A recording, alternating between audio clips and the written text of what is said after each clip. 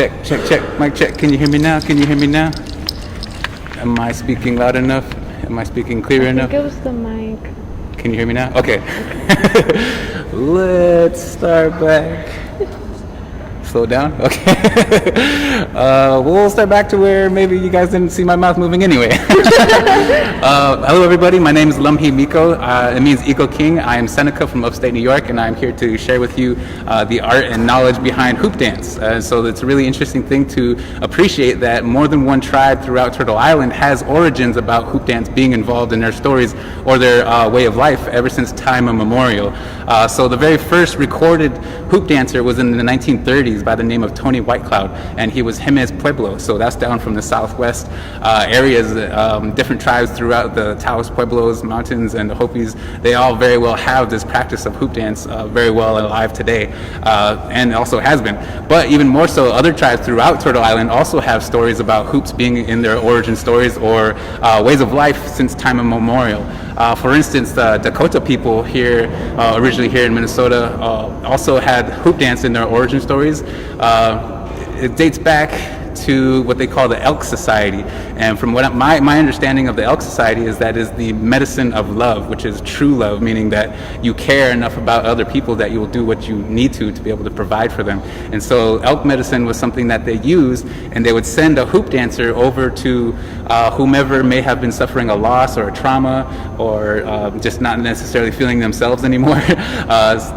Depression is something that also was something that we were aware of and we battled as well, but also we had the means to help each other understand that we are all indeed a part of the circle, we are all a part of each other's world, and we are all important to each other's world, and we have a side and connections to maintain. And so that's what they did, was they would send a hoop dancer over to this particular person's village, or to their hut, to their house, and let them know, to show them, to give them energy. And to say the least, when people watch hoop dancing, it is an amazing feeling for them to feel excited and exhilarated and see something new and see something perhaps that connects to their own lives. But also in addition to Dakota peoples here in Minnesota, also Ojibwe or Anishinaabe people have stories about hoop dance being a part of their creation story since right after the creation of the very world around us. And the story goes that this individual, he was not necessarily interested in everything, but he could do everything. And it was interesting enough that what he was really good at was watching and reiterating to another person exactly what he saw, so that they could do that, or whatever it might be, whether it's hunting or fishing or beading or sewing or making maple syrup or whatever the task may be. They had a very vast knowledge of what that was, but also even more so a way to teach that, a way to communicate that. And the way that they used, the way that they taught that was through a hoop, through a circle. And so here in Dakota and Anishinaabe territories, hoop dance has origins since time immemorial. And even for me, from where I come from, my people, my mother's side is from upstate New York, and the Haudenosaunee people. We have stories, I got one with me, about these games that we used to play using hoops, hoop and javelin. And so it was a way for us to train, for us to better ourselves, to be able to understand not only our own physical bodies, but also the world around us. And so in many ways, a lot of tribes had a lot of the similarities as far as using hoops as a part of their way of life, but also as a way to teach, as also a way to help ourselves grow or to improve ourselves. So I'm going to do a couple different songs for you this evening. One of them is just a straightforward powwow track, I guess you could say. We'll do about 4 push-ups, and it's up to the individual as far as hoop dance, what story they want to tell and what shapes that you'll see or formations that you'll see that are symbolic of things in nature, but also even of the modern world as well. So if you see something that you recognize, flowers or birds or animals or even Mickey Mouse, don't be afraid to give a shout out, give a wave, whatever you guys do online. And also I'll do one song with just 8 hoops, and then I'll continue on with another song later on, so that way we'll kind of see a little bit more of the evolution of hoop dance. But if you guys have questions about hoop dance, go ahead and type them in the chat. Let us know what you guys think, or if you guys have other questions, particularly about the origins or any other stories. But yes, so one thing that you'll notice is that with hoops, I will pick them up with my feet. to symbolize the respect that we have for nature. So I'm not going to reach down and take anything with my hands necessarily without offering something first. And so what we offer comes from our heart, comes from your energy, from your soul, and it goes down through your body, through the thing that's connected, which is your feet, and you push it down into the earth. The hoop reciprocates the energy through the earth and allows you to pick it up and use it as an instrument to tell your story. And so each of these hoops you see me pick up with my feet, and then you'll see them connect and form different things symbolic of things in nature, and it literally shows how we are all connected.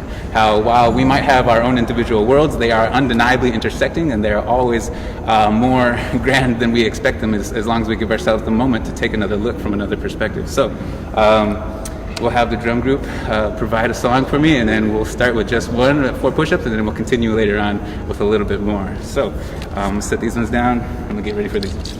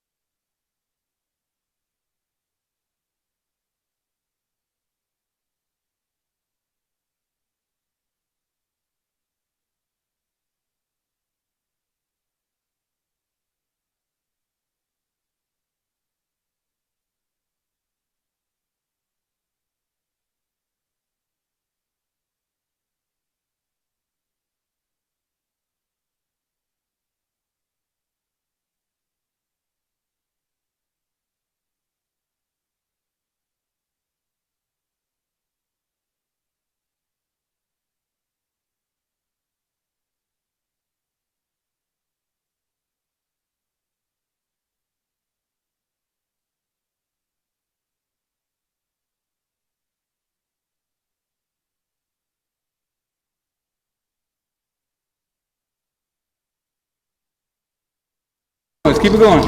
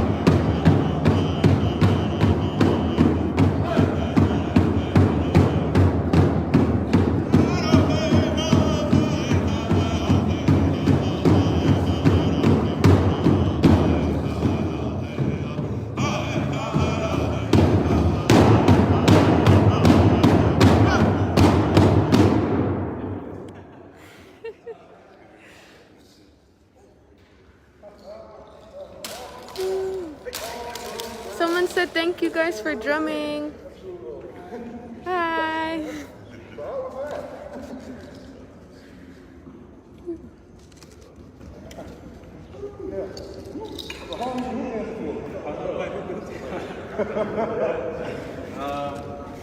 Gosh. I think almost 29 years now. 29 years, so you call yourself a champion master hoop dancer then, wouldn't you? Well, I'd say I'm still learning, but I mean, as much as I have improved, I definitely started at a much more humbler spot than I am now. So, but yeah, almost 30 years, and of course, I've been not only learning from not only, like the first person that taught me with 5 hoops, which is a pretty amazing thing because today when I teach, that's what I encourage everybody to pick up this 5 hoops because there's so much that you can do with that, and it's basically like any instrument is that we all have the same ability to be able to start at that same number and also use our own creativity to push it further and further. And so what you guys just saw there was 16 hoops. The gentleman that taught me, his name is Buffalo Child. He's a Cree from Northern Saskatchewan, Canada, and he liked to use 32 hoops. And if you can imagine, I just did 2 separate songs, and that was 16 hoops. 32 probably end up taking twice as long, but it's up to the individual how many hoops they use and how long of a song they want to be dancing to. And so we've seen you all out throughout all Twin Cities doing this kind of performance throughout the USA, in fact. Right. So is there any other place if people want to see you weekly that they could see you do this performance here, maybe even learn a thing or two? Is there such a program? Imagine that. Actually, there is. There is. Can you tell us when that takes place? Absolutely. Provided by the Klein Program, which is the Culture, Language, and Arts Network here at the American Indian Center. The program provides not only skill sets, but also fitness and aerobics teaching, which I have very well honed as my own, very well from my days as an AFA certified aerobics instructor. And so I took all of that knowledge, turned around and applied it to what we were doing in our traditional practices, and it's just as viable. It's such a workout, if you can imagine. You see me sweating. The amount of steps that it takes within just one song. I used to wear a pedometer, and the amount of steps that I would get just in one song, one 4-minute song, was about 2,000. And so if you can imagine, your mile is about between 1,500 and 1,700 steps. That's about a mile in a 4-minute pace. And so the amount of athleticism and aerobics and strength and dexterity and flexibility and all of that goes into not only mastering your own body, for any physical athletic endeavor, not only sports but also dance.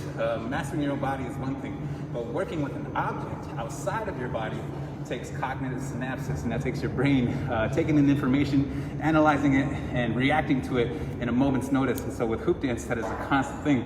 I don't know if you guys could see it, but the lead drummer, he was signaling me when the end of the song was coming. I was trying to anticipate it. You know, it's kind of fun just because, again, the elements of randomness can help keep your body in tune. Excuse me. Keep you from plateauing as far as like when you're in your workouts or in your athletic endeavors. If you try out a new routine, it shakes your body up and gives you something new to work with. And of course, it's definitely challenging, but also, of course, working with your mind definitely is something that really helps you stay fit, stay young, and stay healthy. And so there's a myth, a legend, a lore that says every time a hoop dancer passes through a hoop, since these hoops represent our world, every time a hoop dancer passes through them, they bring your life back, one revolution. And so you get younger and younger and younger and younger. And so that's why you see usually a hoop dancer will make sure that they pass through all of their hoops one last time before they finish, and then just gives you a week back, you know. Gets that whole last week, right before the holidays, you know what I'm saying? Yeah. Don't get old, just get young. Yeah. Stay young. Oh yeah, absolutely. All right, well, thank you so much, Micco. I really appreciate you coming out here and showing us and plug the program real quick. Oh yeah, absolutely. Just looking to see you again. Yeah. Everyone's gonna love to see this once more. Yeah, so the program that we run is actually on Tuesdays from 5 to 6 p.m. Usually it's in person, but also because of the COVID and things like that, we've converted to online, so you'll find us here on Facebook. And of course, don't forget to check the links and sign into the Google Docs so we get you guys registered for. We have raffles and drawings every week, so come join me, learn something, improve yourself, improve your skills, and hopefully we can all see a better world in the future sometime soon. Thank you. Thank you, Micco.